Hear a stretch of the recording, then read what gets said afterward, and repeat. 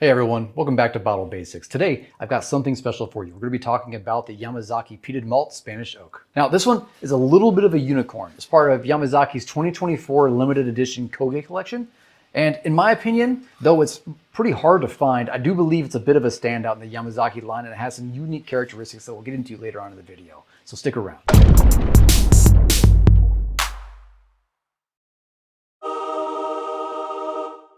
Yamazaki has a legendary history.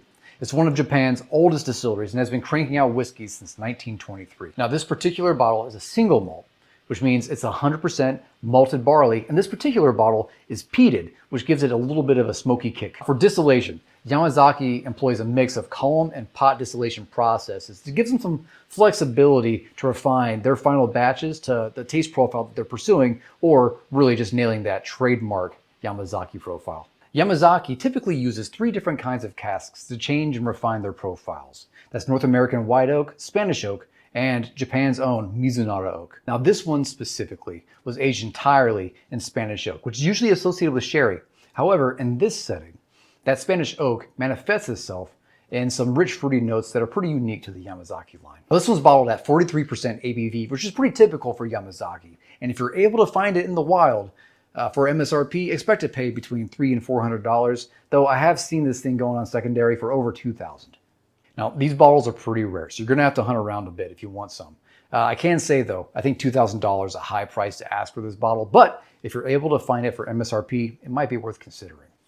Let's take a look at this. On the nose, you get some medium peat and maybe some sharp tobacco notes, maybe a little bit of allspice, some leather,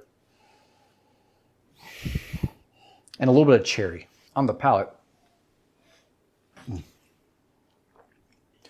you get some bold, but not overbearing peat. Maybe a little bit of medicinal, like iodine-esque kind of flavors, but it's not anything that's on the level of, say, an Islay Scotch or anything to that extent. Underneath those medicinal notes, you do get a subtle smoke that's not really hidden. I think it's balanced pretty well against that peat while still letting some of the other more nuanced flavors shine. And you know, once you're able to work through those more bold flavors, you get some dry cherry and some prune flavors that start to show up after that smoke and peat subsides. As for the finish, an astringent but slight peat tends to linger for a while, but it leaves enough room for some nice rounded leather and tobacco notes to come through that really contrast the sharp tobacco notes that were on the nose earlier. Eventually, those middle notes fade away, and the only thing that persists is that light peat that lingers for a good while after that last sip. Just thought of something. Let's compare this to regular Yamazaki.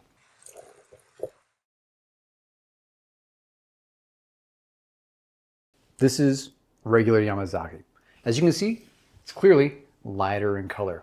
On the nose, it's a bit more subtle, and to the palate, of course, you don't have that peat, but you do have that malty and sweet, round flavor that's really indicative of Yamazaki's brand and trademark. I can say there's a similar sweetness and mouthfeel to both of these bottles, and I think this is a core thread that weaves through all of Yamazaki's lines that really balances against everything else. Regular Yamazaki is just, it's so much more clean and concise of a profile. But I do think it's good, but it's so balanced and so unoffensive that at times it almost lacks character. Not to say that it's bad, but if you want something that's a little bit more off the wall, then I do think this peated variant is something that has something to bring to the table compared to standard Yamazaki. All right,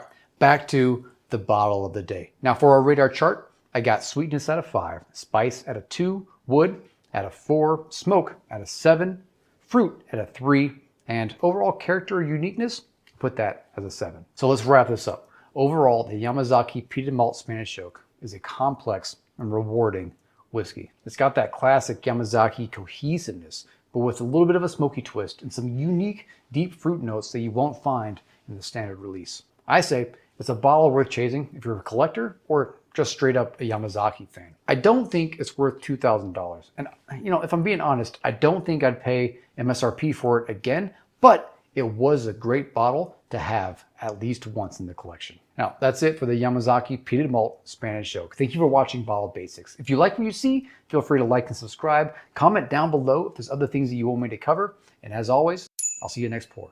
Hoorah!